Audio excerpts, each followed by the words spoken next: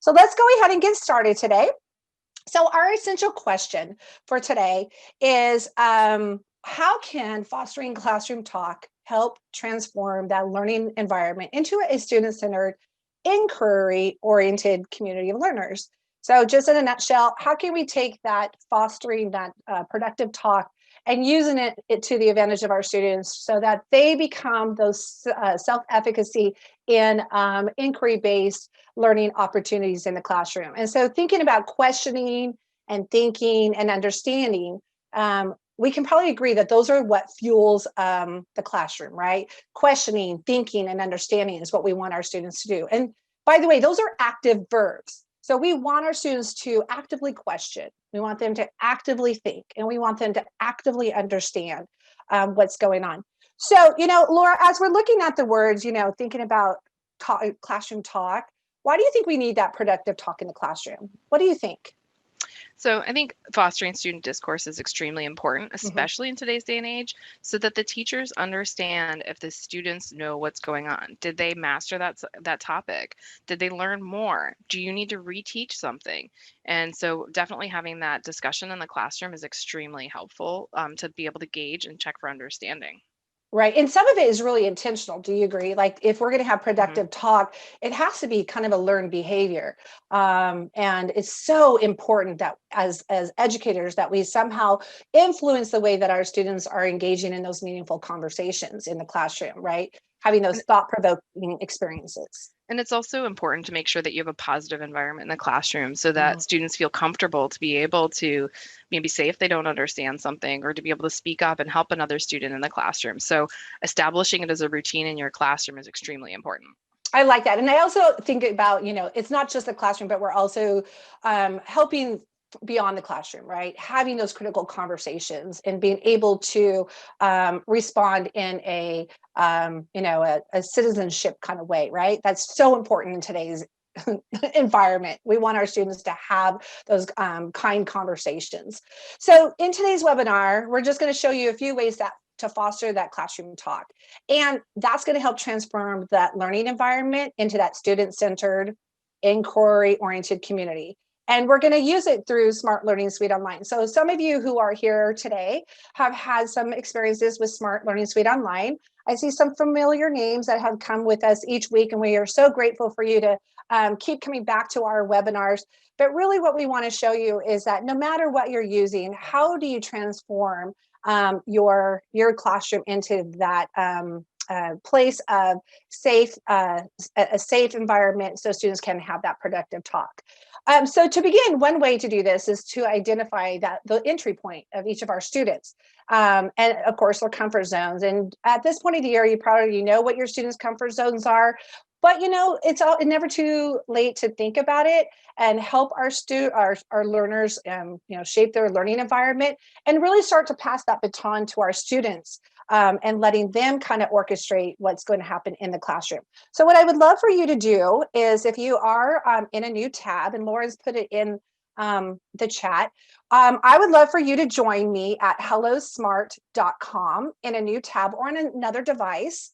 And I would love for you to go to hellosmart.com. And if you've been in our webinars in the past, you know that we want to have our participants actively participate with us. So it's not just a sit and get. So we'd love for you to join us. And I can see right here that I have a few of my participants in here. So if you can go to hellosmart.com and enter the class code 44720. I'd love for you to interact with me, okay? Waiting on a few more. And over here, I can see, if you can see my screen, I'm going to actually split my screen in half. So you can see also from the student perspective, just in case some of you are not able to join on another device. But I'm going to split my screen, going to hellosmart.com. I'm going to go as a student.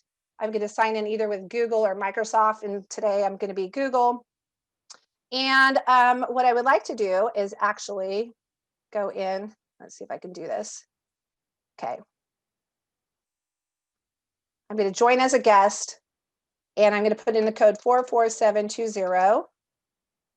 And I'm going to use one of my favorite monster names. And now what you're going to see is I'm going to go ahead. Oh, I guess I have it already signed up that way. So let's try it this way.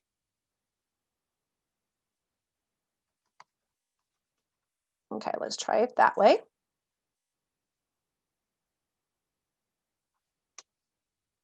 Sorry, you guys are all going to see me sign in. But you can see what your students are going to have to do. I'm going to go ahead and say I'm an adult. That is our new contract protection for students and adults as they're coming into Smart Learning Suite online. It's going to populate on the right-hand side. And as you're going to see, my screen as a student is going to look a little different than my screen on the left-hand side, which will be the teacher's point of view. What I'd like to do is on the left-hand side, I'm going to go ahead and start this activity. I have about 23 students in my class. That's really great. Thank you for those who joined. And I'm going to go ahead and start it. Look what happens on the student side of things. I have like a little text box. Think of it like you're texting someone. I also have a little drop down arrow. And Hi, I have, yes. we don't see the split screen. We only see the teacher side. Oh, that's so, okay, let's try this again. I'm going to stop sharing for a minute. Let's try this. Screen 2. Can you see it now? We can see it now. Perfect. Okay, sorry about that, you guys. Zoom, you know that. So let me start back up. So this is called a shout it out activity. I divided it into 3 different categories. This is a great way to start having students leverage their voice in a very safe environment. So what I would like for you to do on your side, you should see something that looks like this on the right-hand side, a little text box. And then as I was saying, when you couldn't see it, there's a drop-down menu. And there's looks like, sounds like, and feels like. What I would love for you to do right now is I would like for you to show me and tell me, what does productive talk look like, sound like, or feel like in any environment, whether you're blended, face-to-face, hybrid, maybe you're just all asynchronous, but what does it look like? Because no matter where we are, we can have those productive talk conversations with our students. I would like for you to just pick one of the categories, looks like, sounds like, or feels like. And I would like for you to go ahead and enter your whatever you would like. So Laura, what would you think? So I'm going to do looks like. What do you think productive talk looks like? I think that it sounds like active, happy. You hear them talking about learning. Oh, I Maybe like they're that. asking questions. Ooh, questions is good. So that would look like, right? Or would that be sound like, right? It could be both. Yeah. Okay. I see some contributions coming in. If you want, you can do more than one. And as you can see, as you're coming in, I have my 3 different categories. I can click on here and I can make it enlarged. So if I wasn't in a synchronous setting in a live remote training with my students or class, I can say, all right, here is the contributions from my students. I can go through each one of them if I want, but let's go look and see what it looks like. So some of you say participation. That means kids are moving around, maybe talking, right? Respectful talk. I love that. I love that word. Conversations with thoughts and feelings. I love that you said feelings, because that is something that's really important to embed in our productive talks, right? Because that's really vital in part of what we are talking about today, is really thinking about, not only our thoughts, because we can say anything we want, but how is this going to impact, right, others, and how am I saying it? So I like that someone said that. Moving hands, smiling, pointing to pieces of text, supporting their thinking. That's a great one. Yeah, conversations with others. So you can see that we have a lot of different opportunities to have this productive talk, and students are engaged in the activity. Let's see what it sounds like. Okay, so sounds like there's meaningful feedback. We want to know what that meaningful feedback might sound like. Everyone's involved with the conversation. No one is dominating that conversation, right? Excitement. We need that. I hope you've experienced some excitement, even if you are in a live remote kind of situation. I'm hoping that you're able to get that, because sometimes it really seems a little difficult to really get that excitement from students behind a screen. Focus. So you can see that we can go through this. So thinking about how you can use a shout it out to level up. This is one of the activities that we could do. So for example, if I were to say this, I could use this shout it out and I could actually go over here and I can go to this little gearbox. It's on the left-hand side in my tools. I can turn names off if I wanted to as a teacher. So as I'm going through this, my students can see the responses. So if it is a critical thinking question, or maybe a question that might be a little more sensitive, or you're just wanting to know how students are feeling, you just don't want others to know who contributed, and it's for your eyes only for the teacher, you can turn the names off. So it's pretty fancy to do that. So it looks like we all agree that productive talk is something that is really important, like with the connections and being comfortable in the class. And that has to be built up within our own classroom, no matter what our environment is. So thinking about that, one thing that we need also is to transform that learning environment into a place of productive talk and inquiry. And so one thing that we can do is we can make some important decisions on talk moves. And I'm going to move this over a little bit so you guys can see this and bring this down. There we go. So as you can see this page right here, here's a whole bunch of examples of some talk moves, or if some people call them talk stems.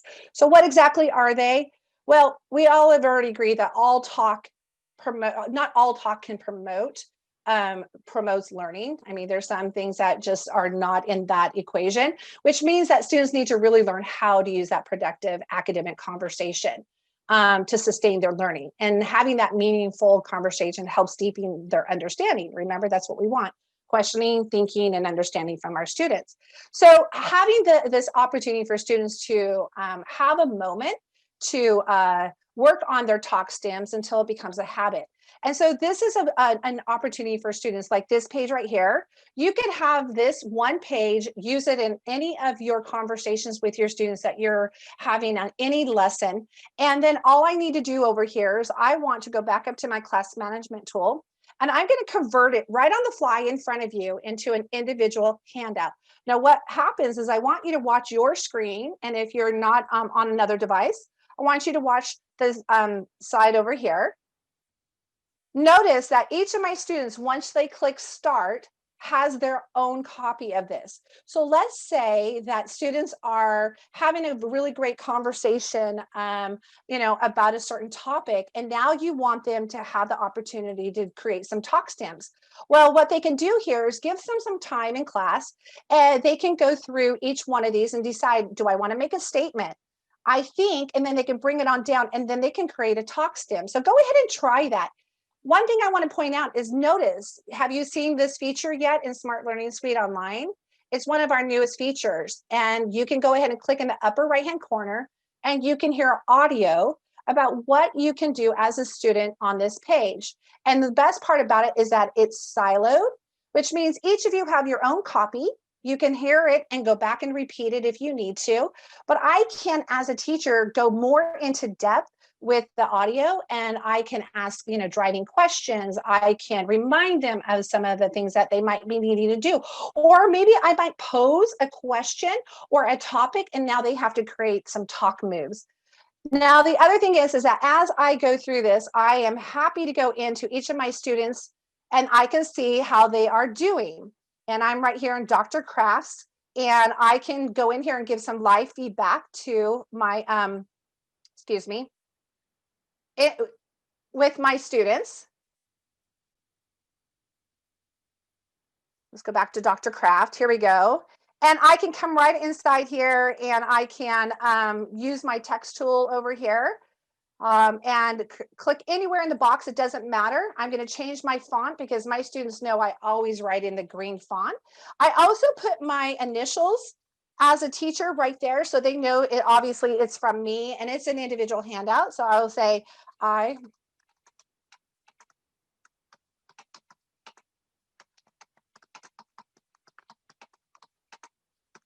Okay, I would like to hear more about the statements you are making. And once I do that, I can click it, I can resize it, I can move it. And now my students can see ready feedback right there. Now, once I go back to my area right here, notice on the teacher or on the student side in the upper right-hand corner, there is a done button. So when a student is completed this talk moves, and they've come up with as many as they can go ahead and click done. I'm going to see on my teacher side the students that have completed it. Now, I can drop into any of my students, so it doesn't matter if they have a check mark or not, but I can now check to see which ones have completed the talk moves. Now, are there any questions, Laura? We did just have one come in that's really important. Okay. Can students collaborate on a handout? That's a really great question. So the answer is no. This is like handing out an individual handout, like a digital handout to each one of your students. But in a minute, I'm going to show you how you can actually add a collaborative workspace so that students can be grouped together. So that was a really great question. So one thing to note, this is an individual handout. And so it goes individually to each one of my students. Now they can come back and work on this later. So the best part about it, I also want to point out, check out this little tool on the very bottom on the student side. It is a reset button, which means they could use this page and then reset it, and then we can use it again in later discussions. So you can see how valuable this could be in helping our students learn how to do the talk moves, right? So reset just makes me go ahead and reset my page. And now it's ready for the next time we want to use this paper. So it's kind of exciting to do it that way. And I only had to recreate it one time, right? All right, so that being said, I want to take you on a little adventure to kind of show you what it might look like using some game-based learning activities. This is what is called a rank order. Now, if you click on your side, on the student side, you're going to probably get some music. And if you don't want the music, you can go right up to your tab up here, right click on it, and you can mute your site if you don't want to have that music. But what I would like for students to do, and you can do this with me, is that I would like my students to rank and order the most influential social media that we have in 2020. So what's the most influential to the least influential? Now, one thing I want you to know is that as I created this activity for my students, I made it on the other side of things where there's no right answer. Now, as you're doing this with yourself, and I want you to pull it in, I want you to think about the impact it would have on students if there is no right answer. What can happen in the conversation in the classroom? Think about it, right? Now, you might be saying, what's this little square right here? If you click on it, it goes big. So thinking about our primary students, and maybe they have to rank order some, numbers or some alphabet letters, or they are, doing sequence of events and they're just in picture mode. They can click on this little square and it'll go big. So they can see it a little bit bigger on their screen, which is a very nice feature. So notice that it is siloed. And I also have my own copy over here. So now that my students have had this, and I said, all right, you have 5 minutes to rank and order the most influential social media in 2020. Now, I would like to hear some discussion from you. Now, this could be live in class, or it could be in a synchronous setting. And now students come off mute and say, all right, well, I put Instagram as number 1, and this is the reason why, right? So what's great about this is that I can have this discussion with my whole class. And what this is doing is giving my students opportunities to, number one, use those talk stems that we've already used, and also start that inquiry process. This is going to be where they can start asking those questions on purpose. And it's going to lead our students to ask questions on their own. So again, if you're just starting out with Smart Learning Suite, I want to share some ways that you can foster these questions that will lead to those inquiry-based learning. So thinking about this, one of the things that could pose as a question is, hey, why do you think TikTok is more influential than Twitter? There's a talk stem right there. Could you explain more about Reddit and its reliability of it? Because I'm not really familiar with it and I'd like to hear your side. Think about how this can really take off in your classroom from a very simple game-based learning activity. It's not just about, getting the right answers. It's about, let's actually enhance what we're doing. Let's have a conversation, a dialogue. Let's reevaluate what we're saying and doing. And let's have our students take charge of that conversation. Are there any questions, Laura? We have a ton coming in, but the one I'm curious about is we had a question about mute. So the ability to mute tabs. Could you show that again? I would love to. Now, I'm in Chrome, so I don't know if it's different in any of your others, but what I love about this is that I tell my students that if you go up to the tab that is making the noise, you go right click, and then you could mute or unmute the site. Now, one of the important things to do is that if you come back to this site, again, it's going to remember that it was muted. So it's important to teach your students and yourself to unmute the site when you're done before you go out, because when I come back in here, it could still be muted. So always check. It's a great thing. Next question, really good. What's this activity called again, and how could they get access to this specific activity? Oh, I love that you asked this. So first of all, this is called a rank order. We have quite a few game-based activities. I really like this one in the fact that I can add up to 10 different pictures or words. In this case, I added pictures. This is just, you could decide what the labels are. And at the end, when we're doing our Q&A, I would love to show you where you will find these. So we can do that. Okay. All right, so here we are. We just did a simple activity where we can have this discussion, evaluate, we can reevaluate, we can ask these really critical questions with our students using the talk stems. But let's take it even a step further. So what I've created here, watch your page, is I've created a really simple chalk talk. Now, what I know is that there's different protocols that work really great, but this is a very simple one, and I don't have to do a lot of front loading on my end of things as a teacher. In fact, this could be a completely blank space, workspace inside Smart Learning Suite, and I could just pose the question out loud if I'm live with my students. But what I want to do here is that we just did a handout, but I want to go right up here, back up to my class management tool, and I go down to the very bottom. And remember earlier I did that handout, which was the individual. But now what I want to do is I want my students to be in a collaborative workspace. And what I want them to do is thinking about their number one in their rank order. I want them to tell me why.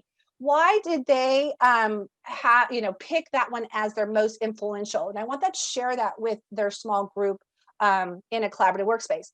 So I have 30 students in my class. I can do up to 9 teams. I want to point something out. Notice I also could put everyone on one team. Now, I don't know about you, but I seriously love the organized chaos, because there's times where I want every one of my students in one space, and it's just a really thrilling thing for them. But in this case, I'm going to go ahead and I'm going to put 6 groups together. It's going to sort out all of my students naturally, automated. But I can have the power to go ahead and move Miss Glover. I'm going to put you over there, and I can move things around. So in the end, I have that. I'm going to go ahead and start my workspace, and notice what happens on your side. You will get to see your team. Before you click, you can see your team. And now what I want you to do is how does social media influence decision-making? So thinking about the one at the top of your rank order and why you think that's the most influential. I want you as a group, and you're going to do this individually within your collaborative workspace. How does social media influence decision-making? You're going to put your comments in here, and notice what happens is that as students are starting to contribute, I'm going to point out a couple things to you. You have these infinite cloners. I can move these around, and I can add different, yes, I totally make that connection. I see that.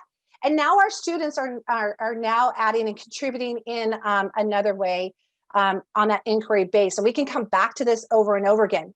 Now, as a teacher, just like in handouts, I can drop into any of my workspaces. So I'm going to drop into team 1, see how they're doing. Okay, team 1, I might need to leave a note here, but I know who's in team 1. And so there might be some information I need to gather with them or give them a jump start. But we're going to check back in with team 1 in just a second. Play with the tools that you have on the left-hand side. Just play, just put them in there. The images, by the way, that you are putting in there as a student, I want you to know they are safe search. So you're not going to have questionable images that come in. And so that's kind of nice and relieving as a teacher to know that you don't have to send your students out to Google. You don't have to send your students anywhere out. It's all embedded right here in one space. And again, I can come into each one of these spaces and join my students and leave feedback for them. Oh, I like this. And one point I want to share with you is that as I go into each one of these workspaces, check this out. I can click on anything that's been contributed in a workspace, and I will, as a teacher, I will know who has contributed. So a student has to be accountable to what their actions are within their workspaces, because as a teacher, I know who you are. And that's a beautiful thing, let me tell you. All right. So I can drop over here. Thank you, Katie, for contributing. I can, ask questions over here. I can ask all these other questions, but you get the idea that this Chalk Talk can make an extension to another activity. And you might have used Chalk Talks before. Some people call them graffiti walls, but it's just a really great place. Oh, look at this. Somebody added in group 3, somebody add a YouTube link. You can add outside resources from your curriculum. I love that. All right, I'm going to move on so we can answer any more questions. So now that you've seen game-based learning and you've seen a collaborative workspace, I want to show you a couple more ideas that you could use. Now, in Avid, one of their things that they use is called Costas level of questioning.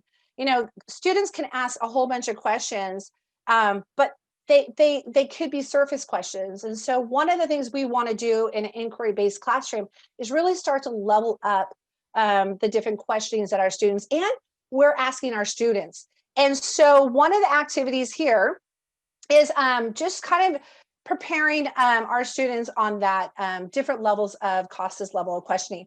Now, for those of you who are not avid, there are a lot of different types of questioning platforms and formats that you have out there. This can be the same thing, right? But with the Costas level of questioning, they talk about 3 levels of questioning. And so we have the different levels. And so on this activity, I'm going to go ahead and make it an individual handout because I want my students to practice what are the different types of questioning stems that they can be asking after reading a novel or after a science experiment or in a math conference. I want them to be able to naturally be able to identify what are these key words when you're looking at questions, because all questions have an identity and they have a level. And I want my students to be fluent in that. So in this activity, I'm going to take it, I'm going to put it into an individual handout, convert it. Once again, my students can independently click start. And what I've done differently on this page is that after I've gone through a couple examples of what the different levels are, my students have their own copy, and they can go ahead and start putting in where they think the different pieces go. And I also added, because this is really for their eyes only, for building their confidence, I put the answers over here so they can check on it. And again, they have a reset button that they can use. I can drop into any one of my students' pages, see how they're doing, give them some feedback, ask some questions, help them out with some of their question stems. And this is just something that is something we come back and review quite often in the classroom. Are there any questions on this page? No questions so far. And Okay. I did drop the link as well because I saw a few more people come in. So you have a couple more joining in on that class. Awesome. Very, very nice. Well, and the other thing is that you'll get the recording of this at the end when we do our follow-up email with you. But just another example of how you can really reinforce that questioning, thinking, and understanding in the classroom, and letting students kind of take ownership of their learning and understanding that questions do have different levels, and we really want them to start going deeper and going beyond the concepts and create meaning that goes beyond the page. And that's really what questioning is all about. Because once we reach that level, higher level thinking order in questioning, there just seems to be a lot more discussion and clarity, and students get very excited about it at any age level. All right, I'm going to show you a couple more pages, just a couple more over here. Again, this is something I've seen with our students. Now, one person already found out that you can add external links. And so that's what I've done right up here on this page. Notice you have no tools on your left-hand side. This is a wonderful opportunity for teachers to kind of give direct instruction before they send it off to students. So students can't start clicking away and doing things. And you're like, wait a minute, don't do that. So I can benefit this by just saying, all right, this is what I want you to do. There's an article I want you to go read. And then I want you to come back and put your questions right here. I also, of course, I'm not with my students all the time, and I might send this lesson to Google Classroom or in Microsoft Teams. And so my students might have to finish this in an asynchronous setting. And I don't know about you, but I know that there are some kids that are not always coming to class regularly, but they still will have an opportunity to have be part of the discussion because I added again that audio in the upper left hand or upper right hand corner. So students can listen to the directions if they weren't in that live setting. So I'm telling you straight up, the audio is like a golden button, and you can put it on all your pages inside Smart Learning Suite Online. And I highly recommend that you do that. So in this case right here, students go out, and what I say in the instructions is that they're going to go ahead and ask questions. These Post-it notes are infinite cloners, so you can start making your own Post-it note board. Students pick a color, and they go ahead on their side. Once I change it into a handout, they now can add their questions. And in the directions, I'm like, hey, here's the thing. It's easy to ask a question, but I don't want you to repeat any question that somebody else has already posted. So you really have to be intentional, and you really have to think about your question stems. And you can go back and refer to that page that we just did and come up with a question from an article that nobody else has thought of. Boy, let me tell you, that's a challenge for students, but what a great exercise for them. And so once they go in here, I can see that my students are asking relevant questions, and I can put some comments in there. I would have made this into a collaborative workspace, but I made it into a handout instead, so I should have made it into a collaborative workspace. But you get the idea, right? Okay. Okay, I want to point out a couple more things while you're in here. So there's times where when you're having these really critical conversations with your students, and you're like, wow, I would love to have a blank space to be able to jot down these ideas and have you take over and really go with this idea. Or let's say you just did a shout it out and you're going to begin a Socratic seminar on a certain topic, and you want your students to start gathering information and having a place where they can just kind of throw their ideas, their questions. Maybe they have a really great idea that could be helpful for to lead the discussion on. Over here on the left-hand side, on the teacher side, there's a little plus sign. Now, I want you to know this. This is a really great tool to remember that you have access to. When I click on it, I have a whiteboard space. Now, a lot of us are going and finding an external whiteboard space or anywhere you want, but notice what I've done. I have yet to leave my lesson. I have a whiteboard space. I can use it just like I would if my students were in the classroom with their own expo boards or they're up at the board at the whiteboard space. I have that. It's already built in. And now I can just go click on it. It instantly comes up.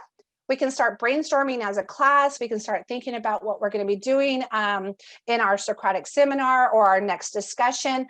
I can start like, all right, we're going to do a little T-chart right here. And notice what happens on the student side. It is in real time. And now I can click on the classroom management tool, and I can convert it to a collaborative workspace. And I'm going to put everyone on one team. I want everybody to start thinking out loud, thinking of what they're going to do. And now everybody's going to be in this space. So the whiteboard space is a really valuable tool, and I want you to remember that. Now, the other one that you saw under that plus sign that's golden is there's an instant shout it out. Now, remember when I started this, we did that productive talk, like what's it sound like, look like, feel like? Well, I can instantly click on this shout it out here, and now I can drive my questioning and my students' questioning. Maybe my students are going to pose a question, and now they're going to go ahead and submit their answers. How easy is that? This could be an exit ticket. And so now I know how to drive my instructions for the next day. How are you feeling about your project that you're doing? What talk stems do you feel like you are most capable of using freely and you're being successful with it? Where do you need more help? So there could be a whole bunch of different responses that you can get, and you just did it by a click of a button doing the shout it out. All right, so keep those in mind as we're going. And the very last thing, as we all know, is that in an inquiry class, it's really important for us to have some reflection time. Our students need to be able to take that information that they have either through their Cornell notes or through one of these activities, and they need to reflect on it. Research says that, having reflection time is one of the most valuable pieces of the class time that students can have.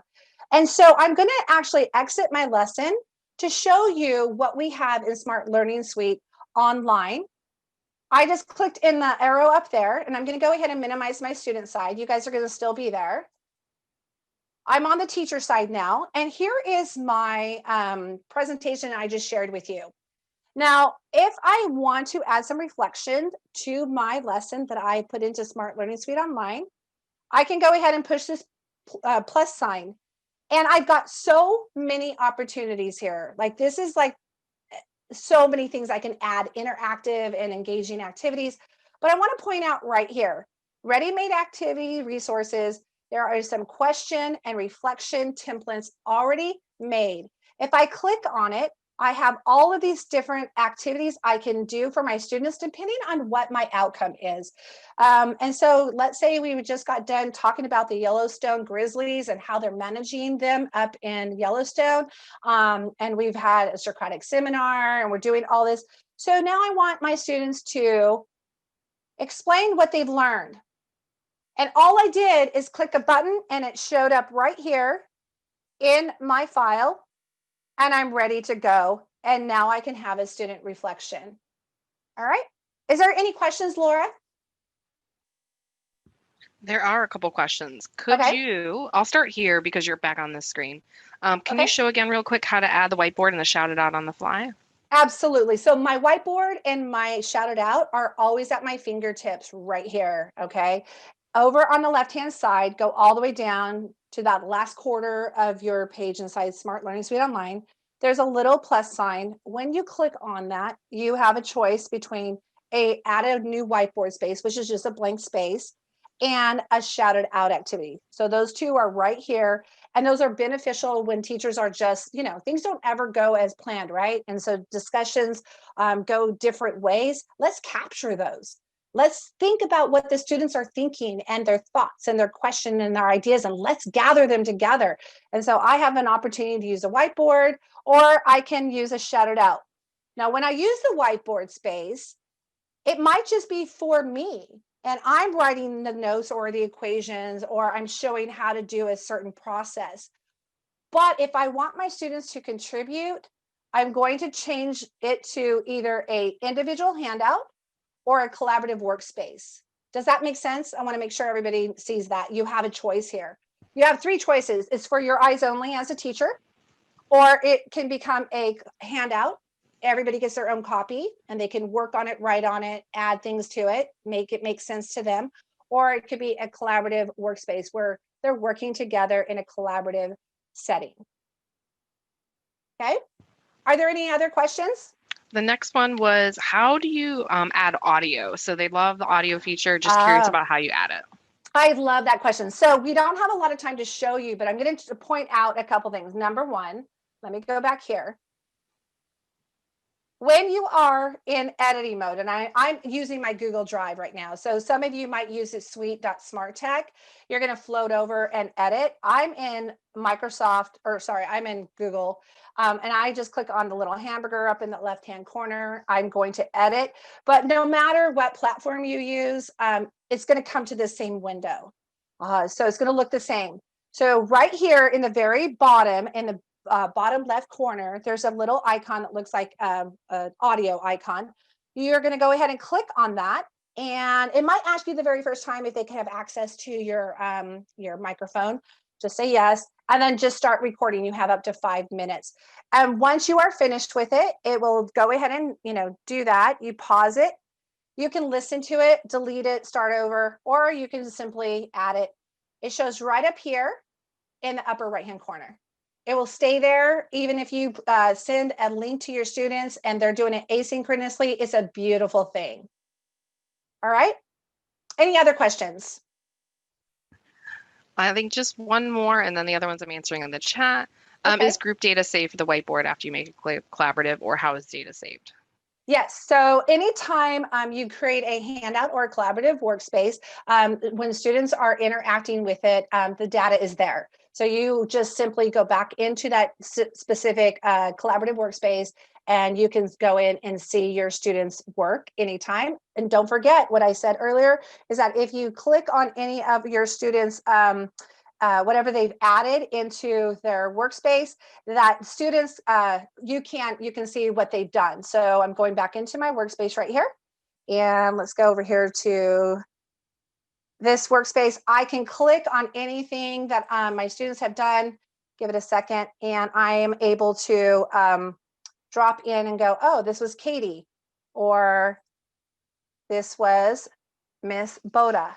So I can see the contributions for my students. I see a question about, does this work with the smart boards? If you have a interactive flat panel with IQ, that's the newest smart boards that we have, and you are able to sign in with your smart account onto your smart board, all your Smart Learning Suite files will be there.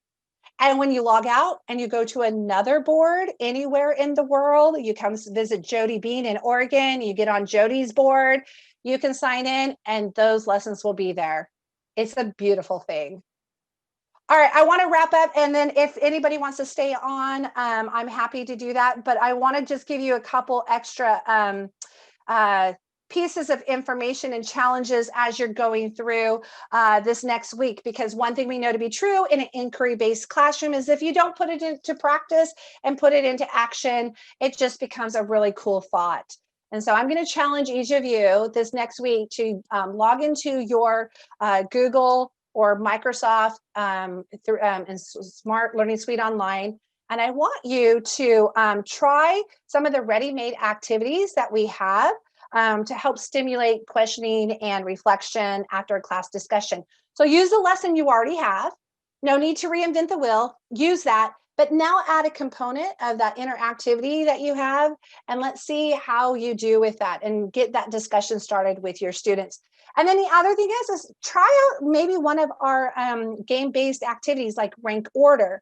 You're going to have my email address, so reach out to me if you need some thought processing, bouncing off ideas, maybe some examples. But that's what I want to challenge you to do this week. All right, so pinky swear you're going to do that, I hope. Okay.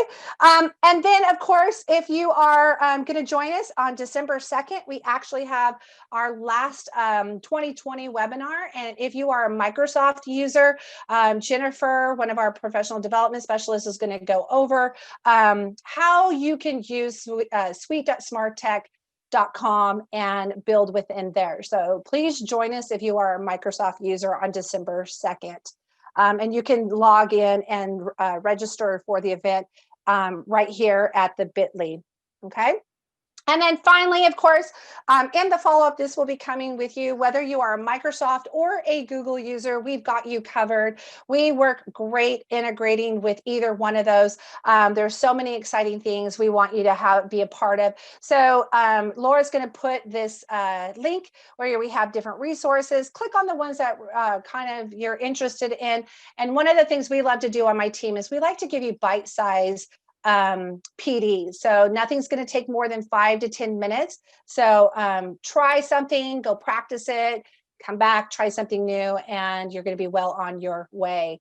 Other than that, come visit us out on social. It's kind of an exciting time for us. We're putting things out there all the time with tips and tricks that you could use in Smart Learning Suite, how to make your life a little bit more seamless and your workflow live in one place. And we're happy to help you in any capacity